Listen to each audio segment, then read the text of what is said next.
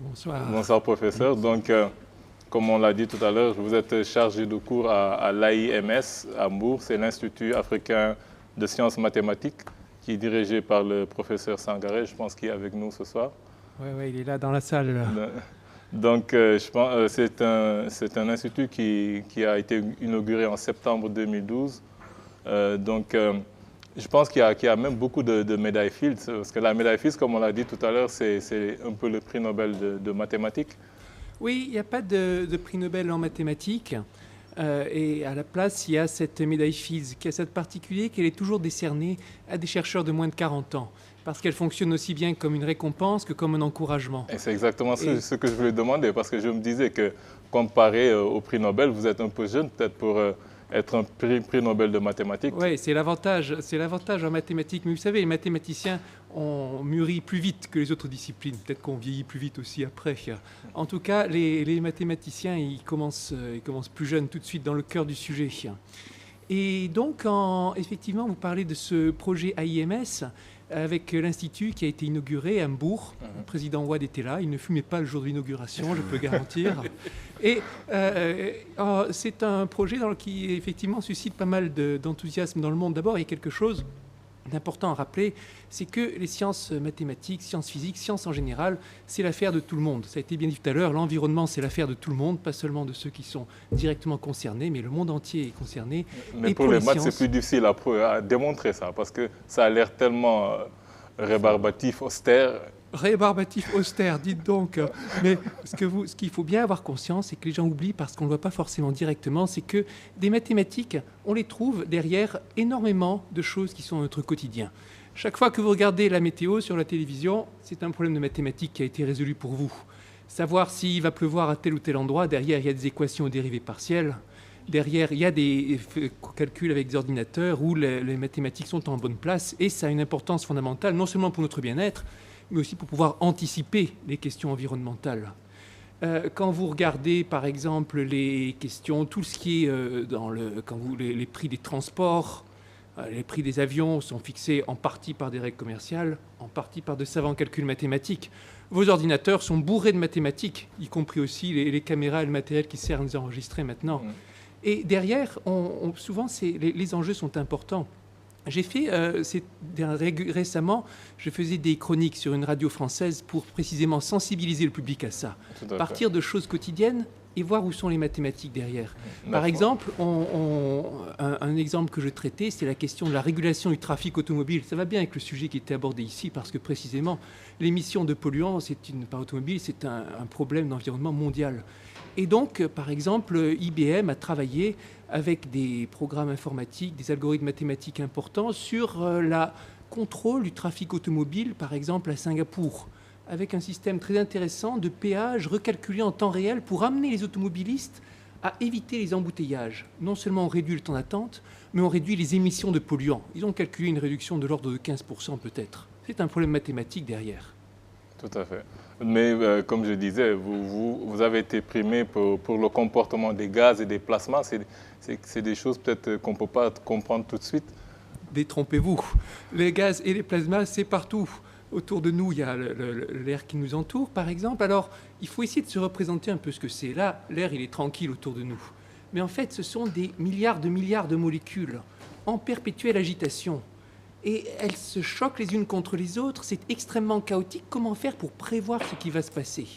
C'est à ce genre de questions que tente de répondre l'équation de Boltzmann, qui a été écrite il y a un siècle à peu près, et qui est maintenant utilisée en grande partie, par exemple, pour tous les calculs dans l'aviation qui se passent un peu en atmosphère raréfiée, ou par exemple, dans les moteurs des voitures, on y revient encore, pour calculer les trajets des gaz dans les moteurs.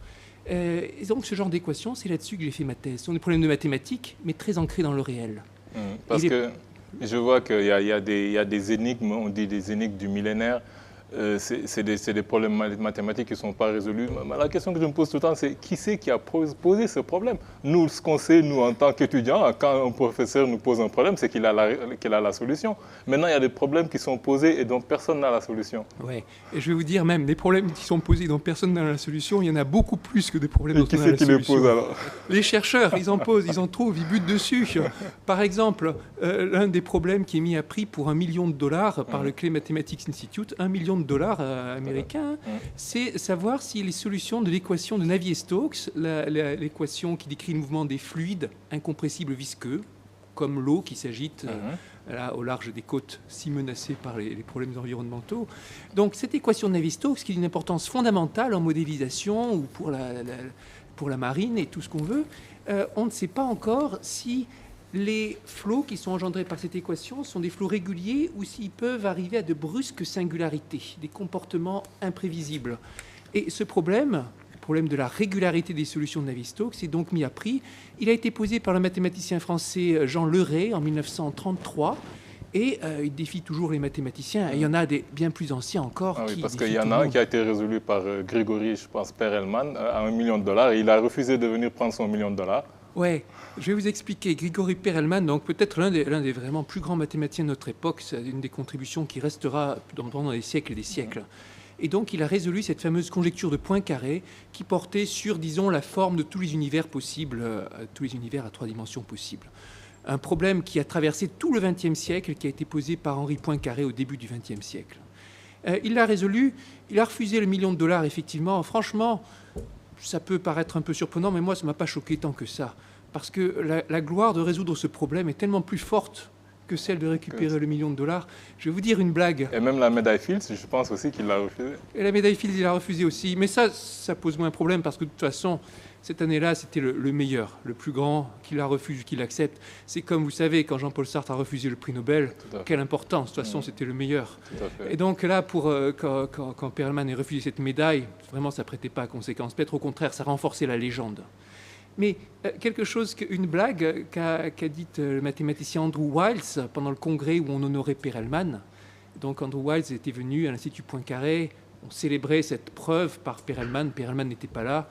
Andrew Wiles, lui, il a résolu le théorème de Fermat, une autre énigme qui a résisté pendant plus de 3 siècles. Et Wiles a dit, vous savez, ces problèmes du millénaire, ces problèmes du Clay Mathematics Institute, beaucoup d'entre nous donneraient de bon cœur $1 million pour avoir la gloire de pouvoir les résoudre. Tout à fait. Et l'araignée que vous avez sur votre veste, qu'est-ce qu'elle signifie? L'araignée, sa signification est un secret jalousement gardé.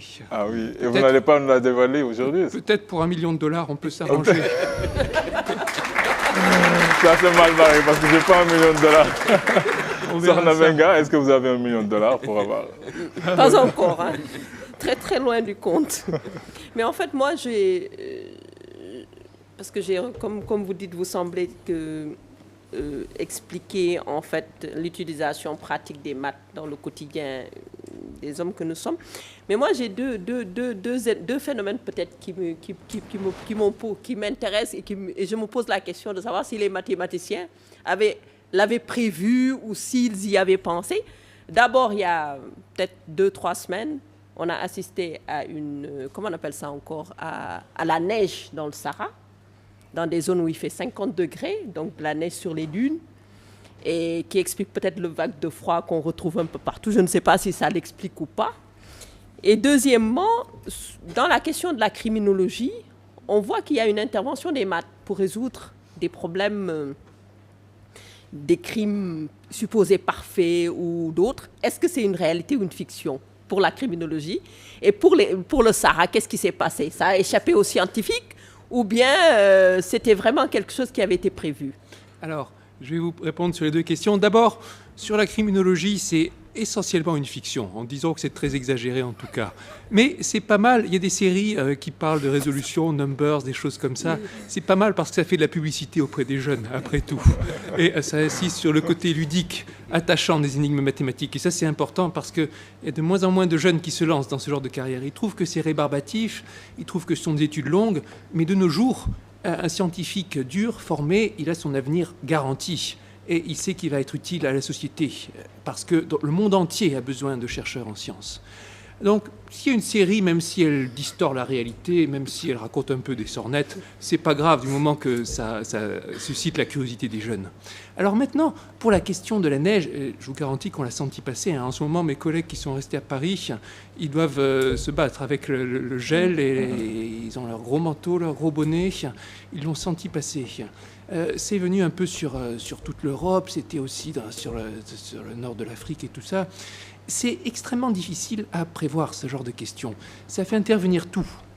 Les problèmes climatiques sont parmi les plus délicats. J'ai parlé de cette question de Navier-Stokes qui était mise à prix pour $1 million, mais l'équation de Navier-Stokes qui correspond, elle est encore plus facile que les vraies équations de la météorologie. Ce sont des équations mathématiques qui sont extrêmement difficiles à prédire. Et en plus, elles font intervenir un grand nombre de paramètres. On ne peut pas négliger... Alors, il y a l'équation difficile, abstraite, mais après, il y a son implémentation en tenant compte des continents, en tenant compte des masses océaniques, en tenant compte de la vie aussi, qui influe beaucoup avec les forêts, avec tout ce qu'on a, et donc c'est extrêmement difficile. Quand on regarde les essais de prévision climatique à long terme, savoir si le réchauffement climatique est une réalité ou pas, ça a mis des années avant qu'un consensus se dégage. On avait beaucoup de modèles différents qui étaient possibles, on avait des très lourds calculs, pour savoir quelle était leur réalité, leur effectivité. Ça a pris beaucoup de temps et de débats. Maintenant, les gens sont dans l'ensemble convaincus en grande majorité, mais ça a demandé énormément d'efforts. Et il y a la question de... On n'est jamais à l'abri d'une quelque chose d'inattendu, un petit effet qu'on avait sous-estimé et qui va grandir. Effet papillon. Effet papillon. Papillon, ouais. Effet papillon. Alors là aussi, l'effet papillon, on l'a exagéré. Il n'est pas aussi systématique comme il est dans le climat que ce qu'on a dit. Mais il y a des fois où on est dans un tel phénomène. Pour le mouvement des planètes, il y a des effets papillons spectaculaires. Des fois, il y a certains astéroïdes qui représentent 1/1000 de la masse du Soleil. Hein. Des astéroïdes tout petits. Il suffit de les bouger de... Alors, si on s'intéresse au paléoclimat, au climat sur des millions d'années, il suffit de changer la position des astéroïdes de quelques centimètres pour que ça change la position des planètes 50 millions d'années plus tard. Radicalement. C'est spectaculaire, ce genre de choses. La vraie vérité, c'est que le monde est extrêmement compliqué. Tout à fait. Mamadou Tunkara. Oui, Cédric Vianney, la première chose qu'on devrait faire en s'adressant à vous, c'est de vous dire félicitations, parce que la médaille Fields, ça ne court pas les rues. Il y en a 4 tous les 4 ans. Vous voyez. Donc en moyenne 1 par an. Vous voyez. Et nous, au Sénégal, on a eu d'éminents mathématiciens, notamment le recteur Niang, hein, qui est décédé, que Dieu ait pitié de lui, qui a mis donc au point une formule mathématique. Mais on n'a jamais eu de médaille Fields au Sénégal. Donc c'est vraiment pour nous quelque chose d'important de voir quelqu'un de votre acabit venir avec cette médaille-là. Alors, justement, cette médaille, c'est combien? Vous dites la Mathematics Institute donne $1 million. Quand vous avez la médaille Fields, il vous donne combien? Oh là là. Honnêtement, j'ai oublié, mais c'est de l'ordre de 10 000 euros, je crois, quelque chose comme ça. On n'est pas dans la même échelle de grandeur non plus que le prix Nobel. J'aimerais revenir sur ce que vous avez dit. Et vous avez raison qu'il n'y a pas encore eu de mathématiciens africains en général distingués par la médaille Fields.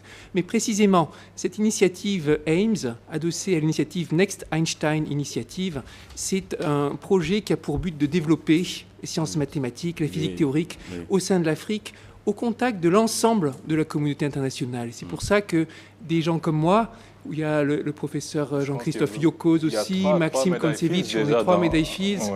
Il y a un prix Nobel, Klaus von Klitzing, qui suit de très près, qui est venu à l'inauguration, qui sera impliqué dans l'Institut. De toute façon, nous, en Afrique, pour ce qui est de ces distinctions internationales, nous ne sommes pas très bien lotis. Par exemple, pour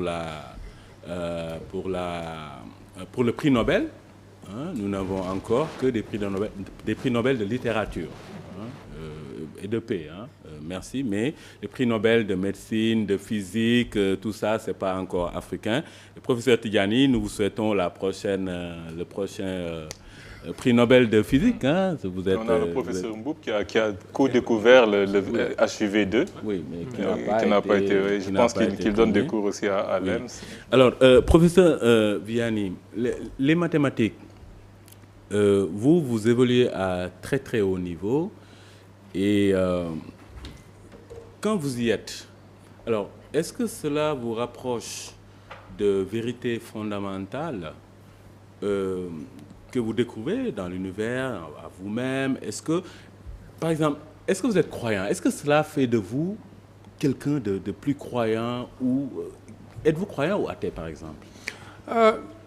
Pour répondre à la question, c'est intéressant que c'est une question que beaucoup de gens me posent parce qu'ils ont en tête que mathématicien, c'est associé à la spiritualité. Et d'ailleurs, parmi les scientifiques, c'est sans doute chez les mathématiciens qu'on trouve le plus de croyants. Moi, non, disons, je suis agnostique, je refuse de considérer la question, en tout cas. Je refuse Vous ne savez pas si Dieu existe ou pas? Je ne sais pas, je préfère ne pas me poser la question. Ça ne fait pas partie des énigmes que vous voulez découvrir? Ça ne fait pas partie des énigmes, je ne pense pas qu'il y ait millions de dollars pour ça. Alors, vous êtes là au Sénégal aujourd'hui. Parce qu'il y a un institut de mathématiques qui vient d'être mis au point. Alors, le président Wade s'était emporté il y a de cela 2 ans parce que au concours général, il n'y avait pas de premier prix de mathématiques et le président s'était emporté qu'on ne peut pas développer un pays sans les mathématiques. Et aujourd'hui, c'est une réalité chez nous que les séries scientifiques sont désertées. Vous allez dans n'importe quel lycée, vous voyez les terminales L, là, il y en a 14-15, mais terminale S, il y en a S1, il y a juste une classe avec 15 personnes. Voilà, une dizaine d'élèves. Alors ça c'est un problème.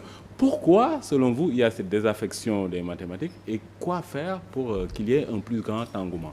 C'est une question fondamentale, ça. Fondamentale pour l'avenir du pays, pour l'avenir du monde. J'ai posé une question fondamentale. Là, vous avez posé une question fondamentale. Et évidemment que, disons, mathématiques, c'est pas très attractif pour le grand public. D'abord, l'enseignement qu'on a au lycée en mathématiques, c'est un enseignement qui va jamais plus loin que le début du 19e siècle. Alors que dans toutes les autres disciplines, et par exemple en littérature, on étudie des auteurs du 20e siècle, peut-être ça fait plus rêver. Parce qu'en mathématiques, la première qualité qu'on attend de l'enseignement, c'est de développer le raisonnement logique. Et pour ça, les bases, ce qu'ont fait les anciens, est suffisant. Mais souvent, les gens n'ont pas conscience qu'il y a aussi des développements récents. C'est pour ça que c'est important qu'on parle de mathématiques dans des émissions. Au passage, je vous félicite pour avoir sur ce plateau plusieurs scientifiques qui sont présents. C'est remarquable. C'est important qu'on montre des scientifiques dans les émissions, à la télévision. Ils ne sont pas uniquement dans les laboratoires. Ils ne sont pas uniquement dans les laboratoires. Ils sont dans la vraie vie. Et ils font des choses passionnantes aussi. Et ils sont à la recherche de choses qui sont nouvelles, de mystères. Le métier de scientifique, c'est un métier rempli d'aventures. Mais les gens n'ont pas forcément conscience. Alors, si les gens s'entassent dans les filières littéraire, c'est très difficile d'émerger. Hein. On le sait bien, n'est-ce pas, pour faire la preuve de son talent, c'est extrêmement difficile. Un scientifique, au contraire, je dirais, il a son avenir garanti. Alors évidemment, ça demande un dur travail, des années pour bien comprendre. Après, tout est garanti. Mais les jeunes aujourd'hui n'aiment pas les mathématiques, n'aiment pas la physique, n'aiment pas la chimie. Et je ne sais pas, c'est dû au fait peut-être que les mathématiques ne sont pas traduites dans un langage qui est accessible et qui est attractif. Par exemple, pour nous, les Sénégalais, les Africains de façon générale, nous apprenons les mathématiques à travers une langue étrangère qui n'est pas notre langue maternelle. Et ça peut constituer une barrière sérieuse à ce que nous aimions les mathématiques. Maintenant, quelle est la solution? Parce que vous l'avez dit, nous sommes dans un monde où la technologie, aujourd'hui, elle est omniprésente. On ne peut pas ne pas la maîtriser. Nous ne pouvons pas uniquement être des consommateurs. Et si on n'est pas dans les mathématiques, dans la physique, dans la chimie, comment on ne pourra jamais rattraper les trains qui sont passés? Maintenant, comment faire, selon vous, pour qu'il y ait un engouement des mathématiques? Vous avez parfaitement raison. Il faut agir à tous les niveaux et vous avez votre rôle à jouer, je veux dire, les médias, précisément en donnant la parole aux scientifiques et puis en enquêtant, en voyant ce qui s'y fait. Il y a des fois des conférences publiques. Je profite de mon séjour ici pour donner une conférence, par exemple, à l'Institut français. Voilà, l'Institut français. Et si les jeunes voient l'araignée, est-ce qu'ils ne vont pas fuir les mathématiques Ils vont avoir encore plus peur. Non, la seule personne que j'ai jamais vue qui ait vraiment peur d'une araignée, d'habitude, ça attire les gens. Okay. Sauf une fois sur un plateau radio, une des présentatrices de l'émission, quand elle m'a vu arriver, elle est partie de l'autre côté, tellement elle était effrayée. Mais d'habitude, plutôt, les gens, ça les attire. Ils se disent, oula, qu'est-ce que c'est ça, voilà. Est-ce que c'est pour ça qu'on vous habille un peu comme ça on vous surnomme un peu la Lady Gaga des maths. La Lady Gaga des maths, oui, voilà, c'est moi.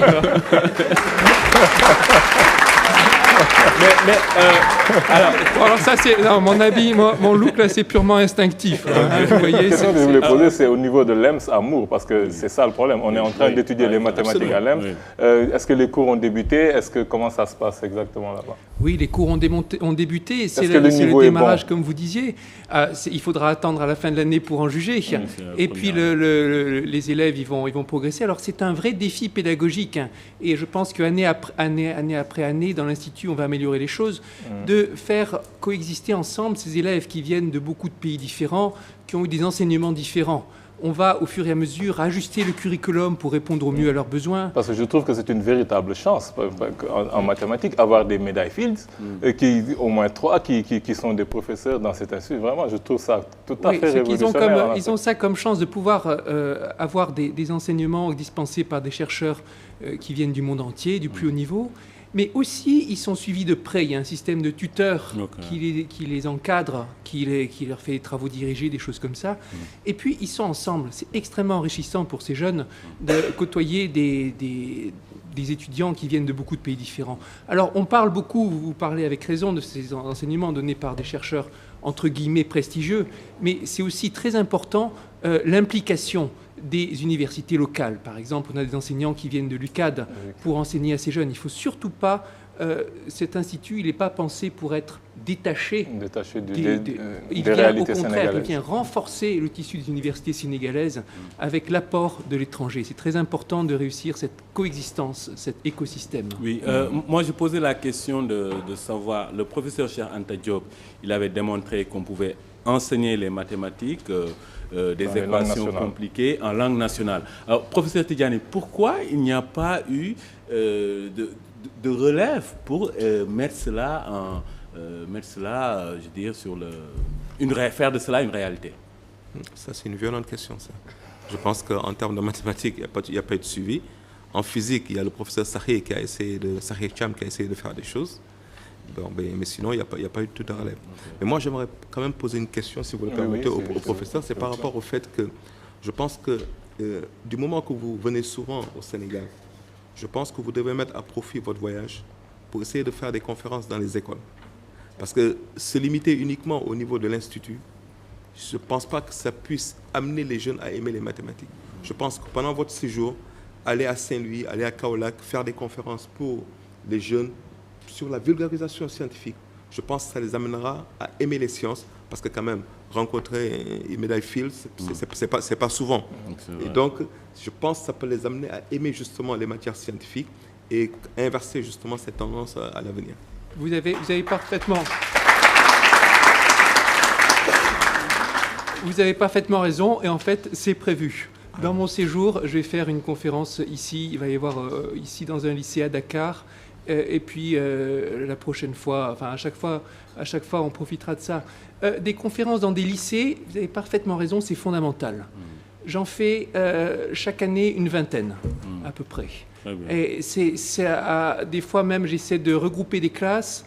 Là, bientôt, quand je serai de retour en France, il y a une conférence à Toulouse qui m'attend devant plus de 1000 élèves de plusieurs classes qui sont rassemblés. Et c'est fondamental, vous avez parfaitement raison, parce que ça leur montre des scientifiques en vrai, ça leur montre un chercheur, ça leur donne un autre son de cloche que le cours qu'ils ont, qui est un cours très magistral, voilà. Et même si c'est à petite dose, même si c'est une petite épice qui vient par-dessus le cours bien solide, ça peut tout changer. Tous les scientifiques primés, prix Nobel et autres, quand on leur demande d'où vient leur goût pour les sciences, presque toujours ils peuvent citer un enseignant qui leur a transmis sa passion. Et il suffit des fois d'un contact de quelques heures pour bouleverser une carrière. Mais moi cette question aussi, alors, il faut la reposer au professeur Tidjani. Pourquoi mais vous, en tant que scientifique, on n'aura pas le temps de faire ce débat. On n'aura pas le temps de faire ce débat, professeur Tidjani. Le professeur Tidjani, avec cette revue, il est extrêmement impliqué dans la société. Je suis admiratif. Ouais. Je suis assez admiratif. Bon, peut-être qu'il y a quelques petites fautes d'orthographe dans sa revue, mais franchement, c'est pas bien méchant comparé à l'importance de cet enjeu. Il ne faut pas suivre M. Tongara, il est toujours chahuteur. Il est toujours chahuteur, oui, c'est ça, je me disais aussi. Nous vous félicitons vraiment de vous avoir, par rapport à votre médaille Fields. Nous sommes très honorés de vous avoir reçu. Et nous pensons peut-être que durant vos autres séjours, nous aurons l'occasion de vous avoir sur ce plateau encore. Merci, c'est un plaisir pour moi d'être ici. Merci beaucoup.